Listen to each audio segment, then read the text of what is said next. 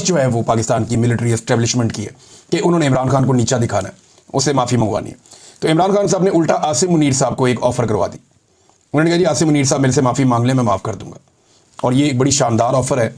अगर आसिम मुनीर साहब को ये कहकर डराया जा रहा है सियासतदानों की जानिब से कि इमरान खान बाहर आ गया तो आपको नहीं छोड़ेगा, आपके साथ ये कर देगा वो कर देगा, अगर वो खौफजदा हैं और परेशान हैं तो इमरान खान साहब ने क्योंकि अब ज़ुबान दी है तो वो इससे फ़ायदा उठा सकते हैं।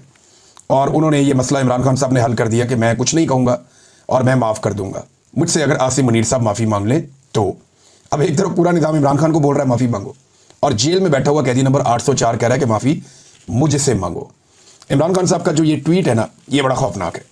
पहले ट्वीट में आपको पढ़ के सुनाता हूँ, अब जरा आपको आइडिया हो जाए कि मामला की इंटेंसिटी कहाँ पे है। देखिए, बहनें मिली लंबे अरसे के बाद, अलीमा खान साहब और बाकी लोग जाकर मिले, पार्टी के लोग भी मिले। तो जैसे ही मिले वैसे ही जो इमरान खान साहब का ट्वीट है उसकी शिद्दत आपको बताएगी कि आज इमरान खान साहब कहाँ खड़े हैं। इमरान खान साहब ने ये 2 हिस्सों में उनका ट्वीट छपा है उनके अपने ऑफिशियल ट्विटर से। वो कहते हैं कि आसिम मुनीर, पहला लफ्ज़ ही आसिम मुनीर है, आसिम मुनीर में ताकत की बहुत भूख है, इसीलिए इसने बदतरीन आमरीत कायम कर रखी है। मुझसे माफ़ी का मुतालबा करने की बजाय आसिम मुनीर को मुझसे माफ़ी मांगनी चाहिए। 9 मई उसी ने करवाई जिसने CCTV फुटेज चुराई। इस वक्त 9 मई आसिम मुनीर की इंश्योरेंस पॉलिसी है। मुल्क में हाइब्रिड सिस्टम नहीं, आसिम मुनीर की डिक्टेटरशिप कायम है। इसीलिए ट्रंप ने शहबाज शरीफ की बजाय आसिम मुनीर को बुलाया है। फस्तायत और जबर में तमाम हुदूद पार करते हुए मेरे ख़ानदान के गैर सियासी लोगों को मुसलसल निशाना बनाया जा रहा है। मेरे 2 भांजों शारेज़ और शेर शाह को भी अगवा कर दिया गया, हालांकि इनका सियासत से कोई ताल्लुक नहीं है। मेरा भांजा शारेज़ जो एक बेहतरीन एथलीट है उसे भी उठा लिया गया। मुझे मुकम्मल तौर पर कैद तन्हाई में रखा गया है। 3 माह में मेरी महज 3 मुलाकातें करवाई गई हैं। मेरे वकला और अहले खाना तक से मुलाकातें कई माह से रोक दी जाती हैं। ये सब कुछ मुझ पर दबाव डालने के लिए किया जा रहा है। मेरे साथ 8 माह से बुशरा बेगम को भी कैद तन्हाई में रखा गया है। ऐसा सलूक औरतों के साथ पाकिस्तान की तारीख में कभी नहीं किया गया। याह्या खान ने भी ऐसा नहीं किया। फैसल बाडा जो एस्टेब्लिशमेंट का तर्जुमान है उसने बुशरा बेगम के हवाले से बयानात दिए कि वो मुझसे अलहदगी इख्तियार कर लेंगी। बुशरा बेगम पर दबाव डाला गया कि मुझसे अलहदगी इख्तियार कर लें मगर वो मेरे साथ खड़ी है। इससे पहले जब आसिम मुनीर को DG ISI के ओहदे से हटाया तो उसने जुल्फी बुखारी के ज़रिए बुशरा बेगम से रब्ते की कोशिश की, लेकिन उन्होंने इनकार कर दिया।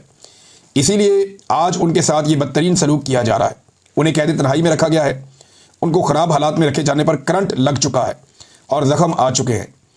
उनको इस्तेमाल के लिए गंदा पानी दिया जाता है। इन पर हर तरह का जुल्म जारी है। ये सब कुछ आसिम मुनीर करवा रहा है। इसमें ना कोई इखलाकियात हैं और ना इस्लाम की समझ है। आसिम मुनीर के लिए मेरा पैगाम है कि मुझ पर दबाव बढ़ाने के लिए चाहे मेरे ख़ानदान में से जिस मर्ज़ी को कैद में डाल दो, मैं ना झुकूँगा ना इस जुल्म को कबूल करूँगा। मैं अपनी हकीकी आज़ादी की जद्दोजहद हर हाल में जारी रखूँगा। आसिम मुनीर पाकिस्तान के साथ वो कर रहा है जो मोहसिन नकवी ने क्रिकेट के साथ किया है। अदलिया तबाह, मीडिया खामोश और पुलिस से ऐसे काम करवाए जा रहे हैं जिससे वो क्रिमिनलाइज हो चुकी है। ऐसा तो याह्या खान के दौर में भी नहीं हुआ। पुलिस को तहरीक इंसाफ के लोगों के खिलाफ इस्तेमाल किया जा रहा है, जिसकी वजह से मुल्क में जराइम की शरह बढ़ गई है। मुल्क में बेरोज़गारी उरूज पर है। SIFC से मईशत ठीक नहीं होती बल्कि अवाम के एतमाद और कानून की हुक्मरानी से ठीक होती है। इन चोरों को हम पर मुसल्लत कर दिया गया है जिनकी करप्शन और मनी लॉन्ड्रिंग के सबूत मुझे खुद ISI देती रही है। जो शख्स भी तहरीक इंसाफ छोड़ देता है उसके सारे केस माफ़ कर दिए जाते हैं। जब भी डिक्टेटरशिप आती है जजेस को साथ मिलाकर ही निज़ाम पर काबिज होती है। इस वक्त बेज़मीर जजेस की वजह से पाकिस्तान में कानून की हुक्मरानी मुकम्मल ख़त्म हो चुकी है। 26वीं आईनी तरमीम के बाद अदलिया बिल्कुल ही गुलाम बन चुकी है। बेज़मीर जजेस इंसानी हकूक़ की पामाली के खिलाफ एक्शन नहीं ले रहे। अगर हमारे जजेस ज़मीर के साथ काम करते, पाकिस्तान के लोगों को इंसाफ देते, उनको खौफ होता कि यौम महशर अल्लाह को हिसाब देना है, तो ये जो जुल्म जो हो रहा है ये कभी ना होता। इस जुल्म और नाइंसाफ़ी में ये बेज़मीर जज बराबर के मुजरिम हैं। अब ट्वीट का दूसरा हिस्सा इमरान खान साहब कहते हैं कि अली अमीन गंडापुर को सुप्रीम कोर्ट जाकर मुझसे मुलाकात की इजाज़त मांगनी चाहिए। इससे पहले बजट पर भी मुझसे मुशावरत और मुलाकात नहीं की गई। अली अमीन को आकर मुझे सूबे की गवर्नेंस और अमन व अमान और दीगर अहम उमूर पर ब्रीफिंग देनी चाहिए, जिसके लिए सुप्रीम कोर्ट समेत हर फोरम पर भरपूर कोशिश करनी चाहिए। मैं दोबारा ताकीद करता हूँ कि खैबर पख्तूनख्वा हुकूमत वफाक की जानिब से अपने ही शहरियों पर होने वाले मिलिट्री ऑपरेशन और ड्रोन हमलों के खिलाफ भरपूर स्टैंड ले। खैबर पख्तूनख्वा और कबायली इलाकों में हमारे दौर में अमन आ चुका था और हमारे दौर में कोई ड्रोन हमला नहीं हुआ। अब वहाँ हालात जानबूझकर ख़राब किए जा रहे हैं ताकि वाहिद अवामी मैंडेट वाली पार्टी को कमज़ोर किया जा सके। खैबर पख्तूनख्वा और कबायली इलाकों में ऑपरेशन मसले का हल नहीं है। वहाँ के मसाइल मकामी नुमाइंदों से बातचीत से ही हल होने चाहिए। ड्रोन हमलों और फौजी ऑपरेशन से दहशतगर्दी बढ़ती है। इन ऑपरेशन को ना ही अवाम की हमायत हासिल है, ना ही अवामी नुमाइंदों की, और ना ही सियासी जमातों की। तो ऐसा ऑपरेशन कैसे कामयाब हो सकता है? अफगान मुहाजिरीन के साथ जो सलूक किया गया, इस पर मैं शर्मिंदा हूँ। वो हमारे मुसलमान भाई यहाँ पनाह लिए हुए थे, उन्हें ऐसे धक्के मारकर मुल्क से निकालना इस्लामी रवायात और इंसानियत के खिलाफ है। फैसलाबाद की अदालत की जानिब से एक और झूठे केस में हमारे 75 मेंबरान और कारकुनान को दी गई सजाएं इस जुल्म के निज़ाम को मजीद नंगा कर रही हैं। हम सबको इस जुल्म के खिलाफ इकट्ठे खड़े होना है। जब हम मिलकर मुकाबला करेंगे तो फतह हमारा मुकद्दर बनेगी। मेरी राय में 9 मई केसेस में झूठे इल्ज़ामात पर दी गई सजाओं के जरिए खाली कराई गई सीटों पर ज़िमनी इंतखाबात में हिस्सा लेना इन झूठी सजाओं को जायज़ तस्लीम करने के मुतरादिफ होगा। इसलिए पार्टी इस मामले पर गौर करके हतमी फैसले के लिए कल दोबारा अपनी तजावीज़ मेरे पास ले आएँ।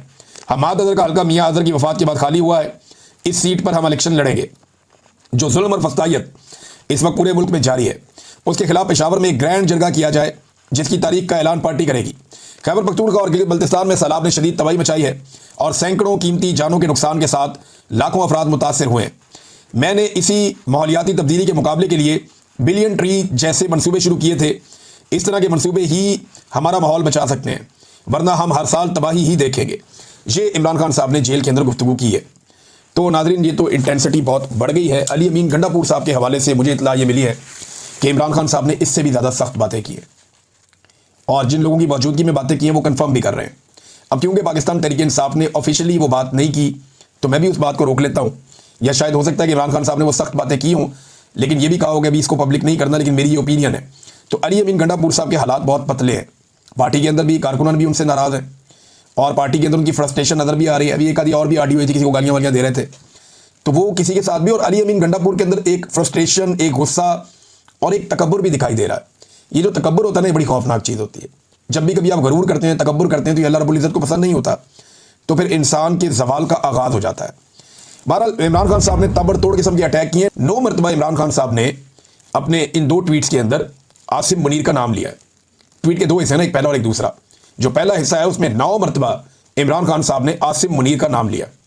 अब पाकिस्तान तहरीक इंसाफ में जो एक सोच पैदा हो रही थी कि हम वफामत करेंगे, ये करेंगे, वो तो वार दी इमरान खान ने। तहरीक इंसाफ की लीडरशिप कहाँ है? बाहर है। तहरीक इंसाफ की लीडरशिप कहाँ है? अपने घरों में है। तहरीक इंसाफ की लीडरशिप कहाँ है? कोई असेंबली में, कोई सेनेट में। तहरीक इंसाफ की लीडरशिप कहाँ है? एक सूबे में उनकी हुकूमत है। तो वो इंजॉय करने के बावजूद वो डरे हुए हैं एस्टेब्लिशमेंट से और मफामत करना चाहते हैं। और एक आदमी जो जेल में है और बदतरीन जेल काट रहा है, रोजाना मार खा रहा है, ज़हनी और जिस्मानी टॉर्चर सह रहा है, और ये टॉर्चर ही है जिस तरह उसको रखा गया इस उम्र में इमरान खान साहब को। तो इन सारी चीज़ों के बावजूद, अपने खानदान को गिरफ्तार करवाने के बावजूद, बार बार बहनों की गिरफ्तारी होने के बावजूद, चादर और चार दीवारी का तकद्दुस बार बार पामाल होने के बावजूद, अपनी जान को खतरा होने के बावजूद, वो आदमी डटा हुआ है। वो कहता है डील नहीं करनी इनके साथ ऐसी तैसी। हाँ, मैं माफ़ कर दूंगा लेकिन माफ़ी नहीं मांगूंगा। ये जनाब इमरान खान साहब हैं, और इससे ये पता चलता है कि इमरान खान साहब आज कहाँ खड़े हैं। वो जिन लोगों को माफियों का बड़ा शौक था ना, उन लोगों की अच्छी खासी अब तसल्ली हो गई होगी, और उनको आइडिया हो जाना चाहिए कि इमरान खान साहब की सोच क्या है और वो मामले को किस तरफ लेकर जा रहे हैं। अली अमीन साहब के बारे में बड़े सख्त अल्फाज थे इमरान खान साहब के, लेकिन क्योंकि पाकिस्तान तहरीक इंसाफ ने भी इस बारे में कोई फैसला नहीं किया कि ये बात बाहर लानी है या नहीं लानी, लेकिन कुछ जर्नलिस्ट हैं, उन्होंने रिपोर्ट भी किया। ज़ुबैर अली खान साहब ने रिपोर्ट किया। उन्होंने यहाँ तक रिपोर्ट कर दिया कि अली अमीन आसिम मुनीर और एस्टेब्लिशमेंट वगैरह के साथ मिलकर कोई पाकिस्तान तहरीक इंसाफ को तोड़ना चाहते हैं, ऐसी चीज़ भी उन्होंने रिपोर्ट की। लेकिन मेरी इत्तला के मुताबिक काफ़ी सख्त बातें हैं जो अली अमीन के बारे में इमरान खान साहब ने कही, और ये कोशिश भी नहीं करते इमरान खान साहब को जाकर मिलने की। इन्हें डर है कि इमरान खान साहब पता नहीं इनके बारे में कोई बहुत सख्त फैसला कर लेंगे। तो एक तो नादरीन ये। अच्छा, एक और आप ये देखें, एक बड़ी वायरल हो रही है चीज़ कि नवाज शरीफ की और इमरान खान साहब की जेल में फ़र्क। ये देखें ना, इमरान खान साहब जेल से क्या मंगवाते हैं और नवाज शरीफ साहब जेल से क्या मंगवाते हैं। नवाज शरीफ साहब लिखते हैं जनाब फलां फलां बंदा मुझे मिले, फलां फलां बंदा मुझे मिले, कोई डॉक्टरों के नाम दे रहे हैं, कोई बंदों के नाम बता रहे हैं, फिर बता रहे हैं खाना, तारीखें साथ लिखी हुई है जनाब, करेले कीमा चावल, पालक गोश्त, आलू गोश्त, चिकन कढ़ाई चावल, अच्छा जी भिंडियाँ गोश्त कढ़ाई, और पता नहीं क्या, कोई दाल माश, बैंगन गोश्त, पालक गोश्त। तो ये मियाँ साहब का जो आता था लिस्ट या लवाजमात, वो जेल से ये होते थे। 22 मुलाकातों की एवरेज मियाँ साहब की निकल रही थी, 20-22 मुलाकातों की पर डे। जितने दिन वो कैद रहे, बोलते तो वो कैद रहे ही नहीं, बड़े आज़ाद ही रहे मियाँ साहब, लेकिन जितने दिन वो जेल में रहे उनकी 20-22 मुलाकातें एवरेज हर दिन के हिसाब से होती थी। 200, 300 बंदा जेल के बाहर आराम से खड़ा होता था और बिल्कुल वीआईपी माहौल में होते थे। मियाँ साहब के पास लिस्ट आती थी, मियाँ साहब टिक मार्क करते थे, ये बुला लो ये बुला लो ये बुला लो, बंदे अंदर आ जाते थे। मौजें लगी हुई थी मियाँ साहब की जेल में। एक वो जेल थी और एक ये जेल है जिसमें इमरान खान साहब इनकलाबी किताबें मंगा के पढ़ रहे हैं। सलाउद्दीन अयूबी की इमरान खान साहब किताब पढ़ रहे हैं।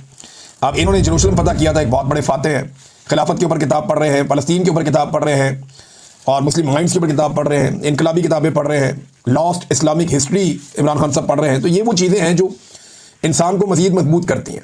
और नैरेटिव बिल्डिंग जो इमरान खान साहब की है वो तो पहले ही बहुत कमाल है। तो ये इमरान खान साहब ने वक्त ज़ाया नहीं किया ये लिस्ट लिखने में कि मैंने कल क्या खाना है, परसों क्या खाना है, तरसों क्या खाना है। ये मैंने शहबाज शरीफ की भी लिस्टें पढ़ी हुई हैं, नवाज शरीफ की भी पढ़ी हुई हैं। तो उनमें कितना फ़र्क है देखें आप। दोनों की जेल में फ़र्क है, दोनों की ज़िंदगी में फ़र्क है, और अवामी मकबूलियत में भी दोनों का ज़मीन आसमान का फ़र्क है। नाज़रीन, जो एक इंतहाई अफसोसनाक सूरत हाल पैदा हो गई है सैलाब के बाद, दरिया सतलुज में और दरिया चनाब में भारत ने बहुत पानी छोड़ दिया, क्योंकि भारत में भी बहुत बारिशें हो रही हैं।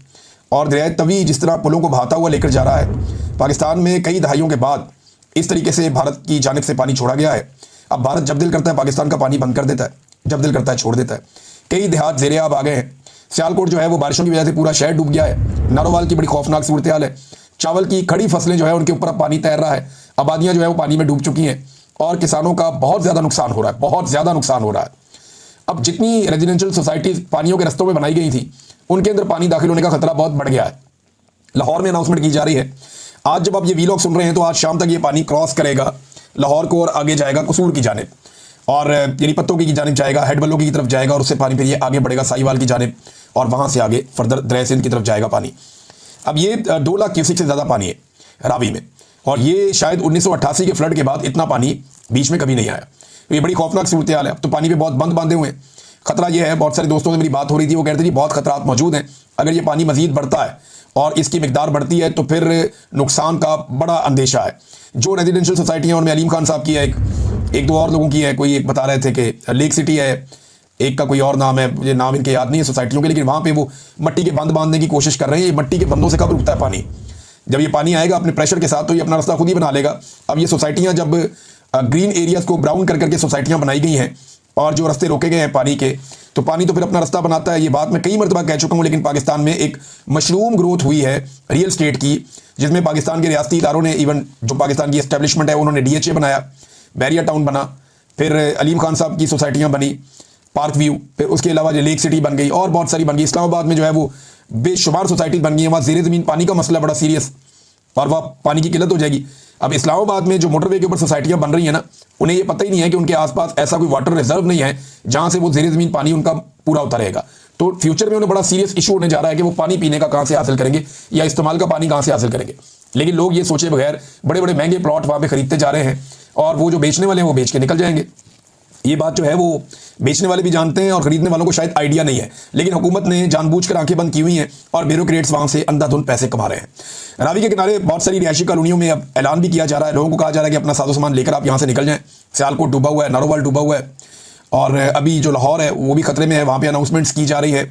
शादरा जो है उसके बारे में कहा जा रहा है कि वो भी खतरे में है, वहाँ पे पानी दाखिल हो सकता है, पहले भी हो चुका है पानी वहाँ पे दाखिल, और ये एक बड़ा खतरा है। कसूर में कई देहात जो है वो ज़ेरे-आब आ गए हैं, और लगातार पानी जो है सतलुज से आने वाला पानी, ये सतलुज और चनाब और रावी, ये 3 दरिया हैं, ये एक साथ मौजूद हैं। पहला दरिया सतलुज आता है बॉर्डर के करीब, उसके बाद एक दरिया रावी आता है, और उसके बाद अगला दरिया चनाब है। और ये दरिया तवी के अंदर बहुत ज़्यादा पानी भरता जा रहा है कश्मीर की जानिब से, और वो जिस तरह पुल बह रहे थे, जिस तरह पुल गिरते जा रहे थे, वो सारे मनाजिर देखकर ऐसा महसूस हो रहा था कि ये पानी अपने रास्ते में आने वाली चीज़ों को तबाह करेगा। किसान पहले ही बहुत बुरी तरह तबाह हो गया, गंदम में उसको बहुत मार पड़ी है। अब अगर चावल में उसके साथ ये हो जाता है तो अगली फसल की तैयारी नहीं वो कर पाएगा। अगर ये पानी इकट्ठा हो जाता है ज़मीनों पर तो ज़मीन का नुकसान होता है, और दोबारा ज़मीन की तैयारी पे बहुत ठीक ठाक खर्चा आता है। वो खर्चा किसान कर नहीं पाएगा, क्योंकि किसान की पहली फसली तोड़ दी है इन्होंने, और गवर्नमेंट क्या इतना पैसा दे पाएगी किसान को? कैसे करेंगे ये सारा कुछ? मुझे तो समझ नहीं आ रही। और अभी फिर 300 रुपया कीमत मजीद बढ़ा दी गई है गंदम की फ़ी मन के ऊपर। यानी किसान ने जब बेची तो 2000 रुपये रखी हुई थी गंदम फ़ी मन, 2200 में बेचारा बेचता था। अभी चंद दिन पहले इन्होंने 2800 कर दी, क्योंकि किसान के घर से दाने उठ गए ना। जब किसान के घर से दाने बिक गए, गंदम बिक गई, तो इन्होंने महंगी कर दी कि अब मुनाफाखोरों के पास आ गई तो ज़रा पैसे कमा लेते हैं। फिर उनका पेट नहीं भरा, 300 रुपया और बढ़ा दी, अब उसको 3100 तक ले गए। यानी जिसने 100 रुपये की गंदम खरीदी थी आज से 2 माह पहले या 3 माह पहले, 3 माह के अंदर उसका पैसा जो है वो लगभग 60% बढ़ गया। यानी जिसने 100 रुपये की खरीदी थी वो 160 रुपये की अब बेच सकता है। जिसने 1 करोड़ रुपये की गंदम खरीदी थी वो 1 करोड़ 60 लाख रुपए की अब गंदम बेच सकता है। है कोई इतना मुनाफा बख्श कारोबार? जिसने 1 अरब रुपए की गंदम खरीदी है उसने 60 करोड़ रुपया बनाया है 2-3 महीनों में। कौन सा कारोबार है जिसमें आप 2-3 महीनों में इतना पैसा बना सकते हैं? ये सारा इन्होंने पाकिस्तानी किसानों के साथ जुल्म किया। और मरीम नवाज साहिबा जिनकी जिम्मेदारी है वो जापान के दौरे पे जो फैमिली टूर था, फैमिली एंड फ्रेंड्स का एक टूर था टिकटॉकर्स का, वो जापान का टूर और शॉपिंग मुकम्मल करने के बाद पहुंच गए वापस पाकिस्तान रावलपिंडी, और वहां से मुबैना तौर पे खबरों के मुताबिक मरी चले गए क्योंकि उनके वालिद साहब ने कल कोई मीटिंग बुलाई हुई है। अब यहाँ पे पंजाब जो है वो डूब रहा है, लोगों की बुरी हालत है, वो उधर पहुंच गए और ये करेंगे क्या? देखिए जब ये नीचे उतरेंगे ना, पंजाब में मैदानी इलाकों में आएंगे, जब ये चनाब पे आएंगे, रावी पे आएंगे, सतलुज पे आएंगे, तो ये क्या करेंगे मैं आपको बताता हूँ। ये हेलीकॉप्टरों पे अपने विजुअल बनाएंगे, ये याद रखिएगा, आपको नजर आएंगे। मे भी किसी जगह पे कश्ती के अंदर अपने विजुअल बनाएंगे, फिर आपको ये नजर आएंगे कि जनाब ये गरीबों को पैसे बांटते हुए आपको कहीं पे शायद नजर आ जाए। अपनी तस्वीर और वीडियोस बनाएंगे, हेलीकॉप्टर चलाएंगे, लोगों के ऊपर राशन तकसीम करेंगे और राशन के बैगों के ऊपर अपने टब्बर की तस्वीरें लगाएंगे। ये भी आप याद रखिएगा। बैरूनी दुनिया से इस सैलाब के बाद ये अपील कर देंगे कि जनाब हमें भीख दी जाए, हमें इमदाद दी जाए, हमारे लोग लुट गए, मर गए, बर्बाद हो गए। फिर नए नगमे जारी किए जाएंगे, म्यूजिक जारी किया जाएगा, अखबारात का पेट भरा जाएगा, इश्तिहार दिया जाएगा, टीवी के ऊपर नगमे और अपीलें चलाई जाएंगी, इमदाद इकट्ठी की जाएगी, और फिर ये एक मरतबा दोबारा सैलाब मुतासरीन का माल उसी तरह खा जाएंगे जैसे ये हमेशा सैलाब मुतासरीन का माल खाते रहे। और किसान बेचारा कई साल तक अपनी कमर सीधी करता रहेगा, वो गंदम लगाने में उसको दिक्कत का सामना होगा, कोई उनका पुरसाने हाल नहीं होगा, क्योंकि ये हुक्मरान जाली फार्म 47 के जरिए आए। इनको पता है कि मौजूदा एस्टेब्लिशमेंट इनके बगैर नहीं रह सकती, तो ये एस्टेब्लिशमेंट की इंश्योरेंस पॉलिसी है और एस्टेब्लिशमेंट इनकी है, तो इन्होंने एस्टेब्लिशमेंट को खुश रखना है, जूते पॉलिश करते रहेंगे, आवाम को कुछ देने की जरूरत नहीं है। दोबारा जब भी इलेक्शन होगा बड़े आराम से ये लोग जूते पॉलिश करेंगे और जाली फार्म 47 लेकर दोबारा से इक्तदार में आकर बैठ जाएंगे। ये करना है इन्होंने। और गंदम के साथ जो किया वो मैंने आपको बता दिया। ख्वाजा आसिफ साहब ने जो ज़िमनी इलेक्शन होने जा रहा है उसमें देखिए इमरान खान साहब ने तो मना कर दिया कि ना लड़े, और अब मुबैना तौर पे जो पार्टी है उसने भी फैसला कर दिया कि नहीं लड़ना चाहिए। लेकिन मैं हैरान होता हूँ ख्वाजा आसिफ साहब कैसे ढिठाई से कह देते हैं कि पंजाब में शायद नून लीग मकबूल है और शायद नून लीग को पंजाब में वोट पड़ने लगे। ख्वाजा आसिफ साहब के दावे हैं और दावा वो ये करते हैं कि जनाब बड़ी मकबूल हो गई जनाब पंजाब में PMLN, लिहाजा PTI जो है वो इलेक्शन से भाग गई। और फॉर गॉड से ख्वाजा साहब, फॉर गॉड से, आप भी इलेक्शन हारे हैं खातून से और नवाज शरीफ भी इलेक्शन हारे हैं खातून से, और दोनों खवातीन को जो आप लोगों ने निशाने इबरत बनाया ये सारी दुनिया जानती है। ख्वाजा साहब ये ट्वीट करने की बजाय अपने शहर की हालत देखें। बारिश के बाद आपका पूरा शहर डूबा हुआ है, वहाँ पे लोग जाँ बहक भी हुए हैं, नाले टूट गए हैं, पानी बिफर गया है। उसकी तरफ तवज्जो देने की बजाय आपकी तवज्जो आज भी आपकी घटिया सियासत के ऊपर ही है। एस्टेब्लिशमेंट के कंधे के ऊपर चढ़ के कब तक आप लोग इक़्तिदार के मजे लेंगे? एक दिन एस्टेब्लिशमेंट आपको पटक देगी, और अगर नहीं पटकेगी ना तो अवाम आपको और एस्टेब्लिशमेंट को दोनों को उठा के पटक देगी। ये बात मैं अच्छी तरह जानता हूँ। एस्टेब्लिशमेंट को अपनी इज्जत अगर अजीज है तो वो इमरान खान से माफ़ी मांगे, कौम से माफ़ी मांगे और साइड पे हो जाए। मांगो ना माफ़ी, क्या हो गया भाई? गलती की है तो माफ़ी मांग लो। डिटाई किस बात की है भाई? एस्टेब्लिशमेंट ने गलती की है, एस्टेब्लिशमेंट ने बेईमानी और फ्रॉड किया है तो माफ़ी मांगे। अवाम का मैंडेट चोरी किया तो मांगे माफ़ी। अवाम की उमंगों के खिलाफ लाकर चोरों टिकटों को